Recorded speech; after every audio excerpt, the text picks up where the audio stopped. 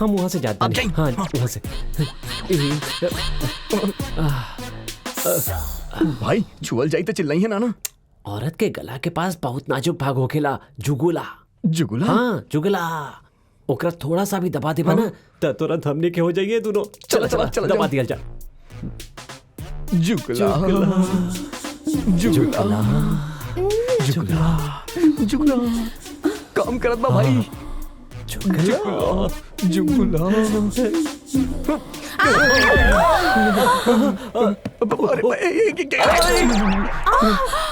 जुगला दबा देनी और ई भाई का भाई ऐसा होखेला का? तू लोग यहाँ का करल बाड़ा? हनी, हारिका, प्लीज मत बताइए प्लीज। हारिका, हनी, का भइल बेटी?